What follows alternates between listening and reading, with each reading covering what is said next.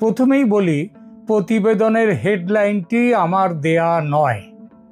মানে ওই যে বলেছি না, ঝটিকা মিছিলের পর ঝটিকা কেলানি দিতে আসছে আওয়ামী লীগ, এটা আমার দেয়া নয়। এটা পাঠিয়েছেন বাংলাদেশ থেকে আমার এক দর্শক, গুণমুগ্ধ, মাঝে মাঝেই ফোনে কথা হয়।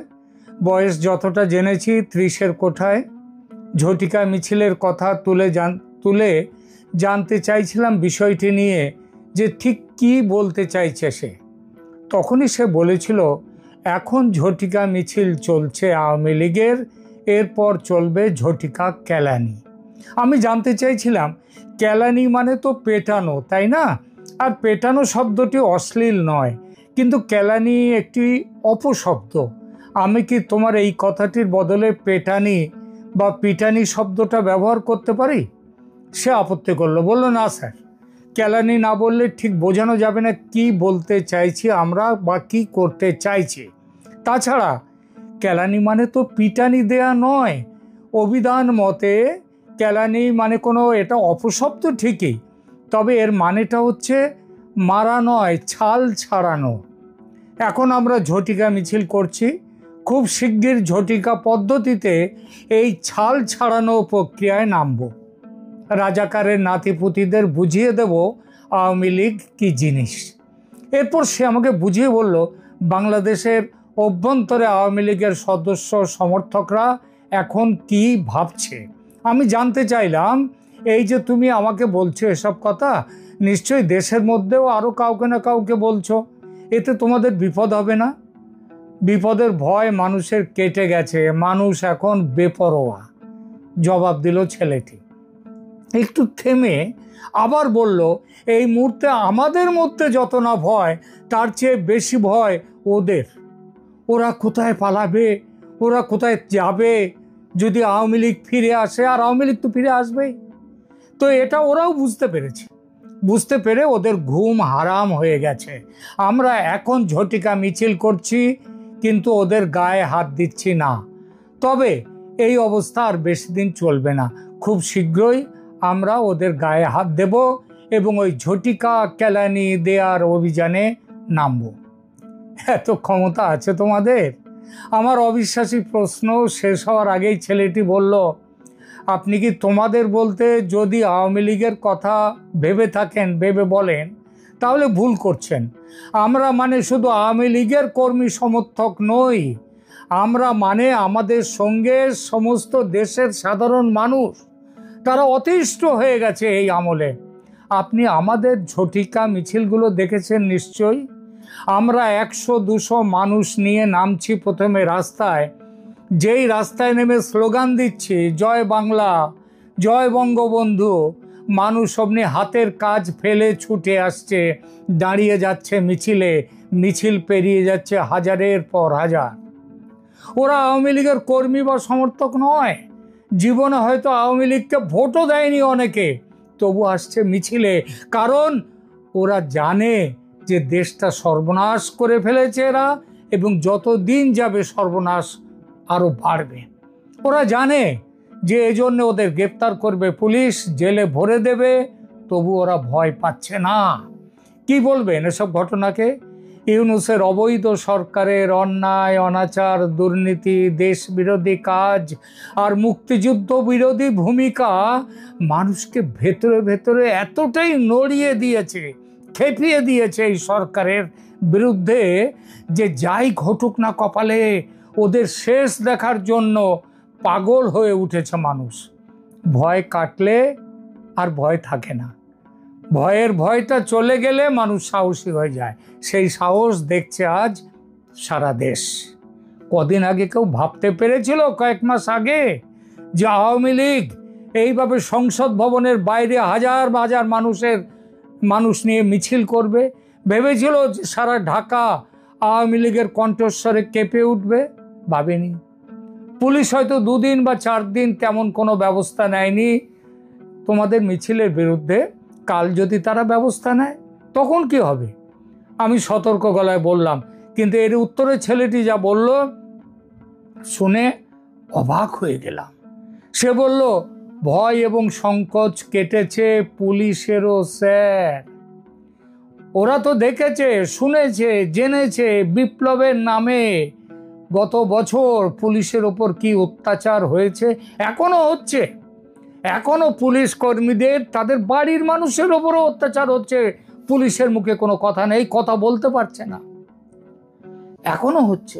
জীবন্ত পুলিশের গায়ের ছাল ছাড়ানো, পুলিশকে ল্যাম্প পোস্টে বেঁধে গায়ে কেরোসিন ঢেলে, পেট্রোল ঢেলে জ্যান্ত পুড়িয়ে মারা, একের পর এক থানার মধ্যে পুলিশ কর্মীদের ঢুকিয়ে দিয়ে দরজার বাইরে থেকে তালা বন্ধ করে আগুন ধরিয়ে সবাইকে পুড়িয়ে দেয়া, এসব কি কোনো মানুষ বলতে পারে? আর পুলিশ কর্মীরাও তো মানুষ, ওরা সরকারের কাজ করছিল, নিজেদের কাজ নয়, ওরা ওদের ডিউটি করছিল, তার এই ওপরে সেজন্য এই অত্যাচার ওরা ভোলেনি স্যার। আপাতত চুপ করে বসে আছে, সময় এলে ঠিক বেরিয়ে আসবে, ওরা আমাদের সঙ্গেই যোগ দেবে। ছেলেটি বলল, কবে আসবে সময়? আমি জানতে চাইলাম। ও জবাব দিল, দিনক্ষণ ঘোষণা করার ক্ষমতা আমার নেই, তবে এটা বলতে পারি খুব বেশি দিন অপেক্ষা করতে হবে না। শুনছি 2-4 দিনের মধ্যে ভারত গ্রিন সিগন্যাল দিয়ে দেবে। ভারত গ্রিন সিগন্যাল দিয়ে দেবে? কিসের গ্রিন সিগন্যাল? কথাটা লুফে নিলাম আমি। অ্যাকশনের। কেন, আপনি জানেন না স্যার কিছু? পাল্টা জিজ্ঞেস করলো। আমি কি জানি বা না জানি সেটা বড় কথা নয়, কথা হলো তুমি কি জানো সেইটা আমাকে বলো। আমি বললাম। একটু ভাবলো ছেলেটি, তারপর বলল, শুনছি ভারত 2টো অপশন দিয়েছে সেনাপ্রধান ওয়াকারুজ্জামানকে। একটা অপশন হলো আওয়ামী লীগকে নিয়ে ফ্রি, ফেয়ার অ্যান্ড ইনক্লুসিভ ইলেকশনের ব্যবস্থা করো, অথবা তৈরি হও গৃহযুদ্ধের জন্যে।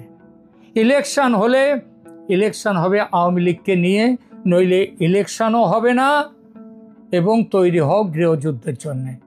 গৃহযুদ্ধ? কার সঙ্গে কার, কিংবা কাদের সঙ্গে কাদের? আমি প্রশ্ন করলাম।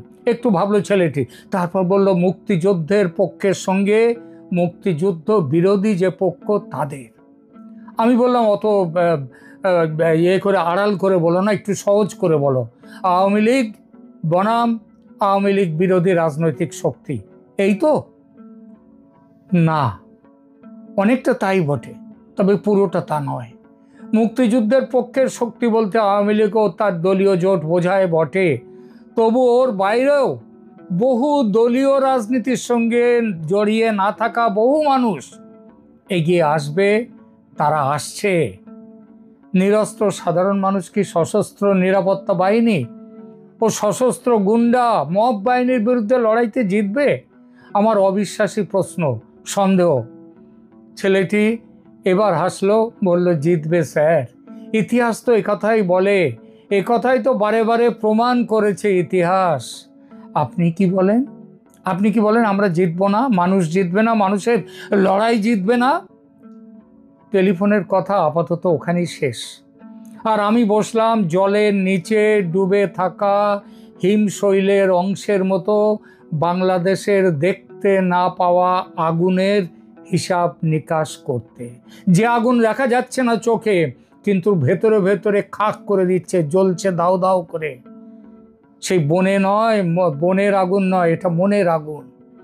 গত বছর 5 আগস্টে শেখ মুজিবের বিশাল ভাস্কর্য ভেঙে গুড়িয়ে দেয়া, ধানমন্ডির 32 নম্বর ধ্বংস করা, গণভবন ধ্বংস করা, মুক্তিযুদ্ধের স্মৃতি একের পর এক মুছে ফেলা, এসবের বিরুদ্ধে যখন একটিও প্রতিবাদী কণ্ঠস্বর ধ্বনিত হতে দেখিনি, তখন সত্যি বলতে কি তীব্র একটা হতাশা গিলে ধরেছিল আমাকে।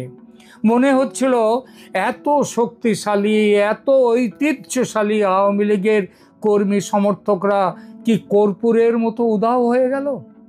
এই এদের আদর্শের প্রতি ভালোবাসা? আমার মনে আসছিল পশ্চিমবঙ্গের মার্ক্সবাদী কমিউনিস্টদের কথা।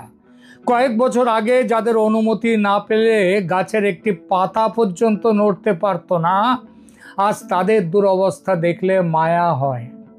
তাদের কোটি কোটি কর্মী সমর্থক দল ছেড়ে চলে গেছে অন্য দলে, বেশিরভাগ তৃণমূল কংগ্রেসেও পর্যন্ত। ভাবতে শুরু করেছিলাম আওয়ামী লীগ কি তাহলে ভারতের কমিউনিস্ট পার্টি মার্ক্সবাদীর মতো বাংলাদেশি সংস্করণ হয়ে গেল এই দলের। আজকের বাংলাদেশি ভাইটি বুঝিয়ে দিল কমিউনিস্টদের মতো কাগুজে বাঘ নয় আওয়ামী লীগ। রাষ্ট্র ক্ষমতায় থাকলে কমিউনিস্টরা বাঘ হয়, আর রাষ্ট্র ক্ষমতা চলে গেলে হয়ে যায় ইঁদুর। কিন্তু জাতীয়তাবাদী শক্তিরা তা হয় না। জাতির প্রতি ভালোবাসা থাকে তাদের চেতনার মূলে। সাময়িকভাবে শাসকের অত্যাচারে তার প্রকাশ হয়তো দৃশ্যমান হয় না, কিন্তু সে সামান্য বিরতি মাত্র, কিছু দিনের জন্যে। স্বরূপে তার প্রকাশ ঘটবেই, আজ না হোক কাল। প্রিয় দর্শক, আপনি কি ভাবছেন? আপনার ভাবনা, আপনার বিশ্বাস নিয়ে কমেন্ট করুন। শেষ করি কবিগুরুর কবিতার একটি অমোঘ পংক্তি উচ্চারণ করে আমি শেষ করব আজকের এখনকার মতো এই আলোচনা। কবিতাটা হচ্ছে, কবিতা নয়, এটা একটি গান।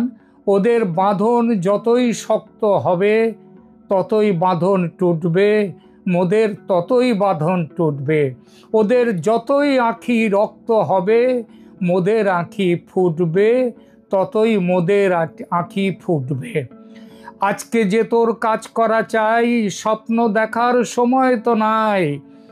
এখন ওরা যতই গর্জাবে ভাই, তন্দ্রা ততই ছুটবে, মোদের তন্দ্রা ততই ছুটবে।